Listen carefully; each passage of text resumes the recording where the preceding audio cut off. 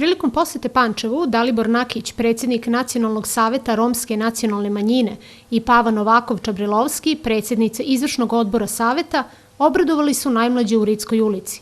Oni su podelili paketiće i ujedno im čestitali predstojeće praznike. Također, napomenuli su značaj prevencije od virusa COVID-19, pa su im ovom prilikom podelili maske i sredstva za dezinfekciju. Veoma nas raduje što vidimo nasmejna lica mališana koji su se veoma obradovali poklonima koji su dobili. Njima zaista za sreću tako malo treba i što bi rekao naš čuveni pesnik Duško Radović, ima jedna mudrost stara: i za sreću treba dara, srećan čovjek sreću stvara, a ova deca svakako da imaju dara za srećom.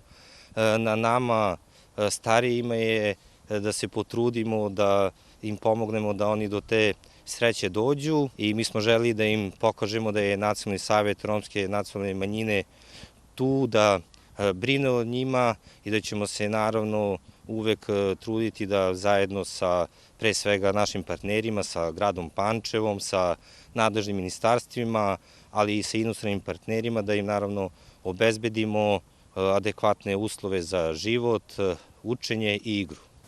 Prilikom podele paketića, mališani su sa nestrpljenjem čekali u redu da dobiju svoj, kao i da se fotografišu sa članovima saveta, koji ih uvek obraduju lepim poklonima. Pava Novakov-Čabrilovski je ovom prilikom dodala da je u vreme pandemije bitno i da ostanemo zdravi i srećni i da moramo da pazimo na sebe i svoje bližnje.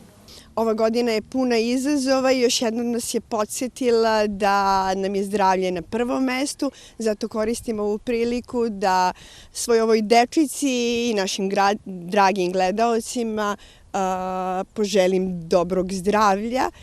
U narednoj godini puno osmeha, uspeha i ljubavi. Našim sunarodnicima da poručim da je Nacionalni savet uvek tu za svoje sunarodnike na čelu sa našim predsjednikom Daliborom Nakićem.